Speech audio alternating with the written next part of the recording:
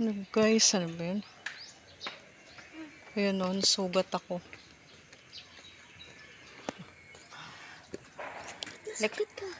Nasugat ako ng ano, pinuputol ko yung halaman. Hello guys! Oo. Mag-harvest ako ng agitway. Let's go. Halika, hawak mo to na.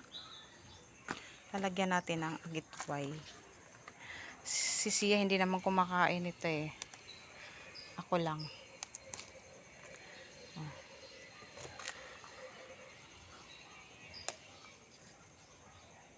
Ang dami. Ayan guys. Sa mga taga-Samar, alam po nila ito. Yan o. Hindi alam ng anak ko, taga-Samar ka daw ba ma? Oo, kaya nga waray, di ba? Waray, waray. Waray. Waray kwarta daw. Tama ba? Oo, waray kwarta. Ibig sabihin, ano ibig sabihin ng waray kwarta? Walang pera. Ang galing ah.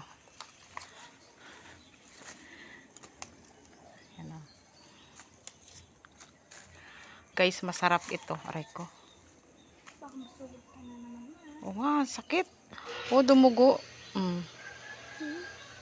Haba niyan. Kahapon pa ako minamalas. Eh di ba muntik ako matusok sa dibdib nung ano, nung kutsilyo. Ako buntik pa ako, inikot ako ni Blacker. Ang dami guys. Hindi ko kaya to. Masakit na? Siyempre. Ako Yan. pag nagkasugat ako. Ako lang naman Mama, nakakain diba, yan. dati, nagkasugat ako dito. Kwentuhan Yung magnanay. sakit, inaano ko eh. Inaano? Yung parang inipis ko na lang. Ay, ang galing ah. Tapang ah. Yung ibang bata, iiyak yan.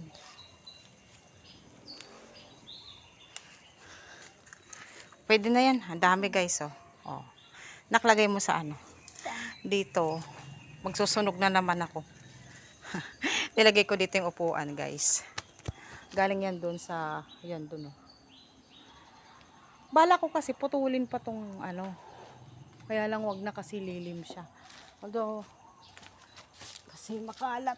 Dami pa ng ano, gulay guys oh. Oh. Ang dami. Siguro sa mga susunod na araw. Kasi hindi ko naman kayang kainin lahat yun. Mama, ang laki ng papaya. Taba. Tsaka guys, mayroong papaya dito na ano. Ang liit ng ano niya, ang liit ng puno niya guys. Oh. Oh. Pero yung bunga niya, ayan, maihinog na. Pipitasin ko na siya guys. Let's go. Oh, anak ko. Oo, kasi nahihirapan yung puno niya, anak. Oh. Ano, gumaganyan na siya. Oo. O sige, lagay mo na dun sa loob yan. Baka mangati kapag nalagyan ka ng dagta, ha? O, yung anak ko, ang galing, oh. Lalagay niya dun sa ano. Ilalagay niya dun sa loob. Diyan sa lamesa, anak.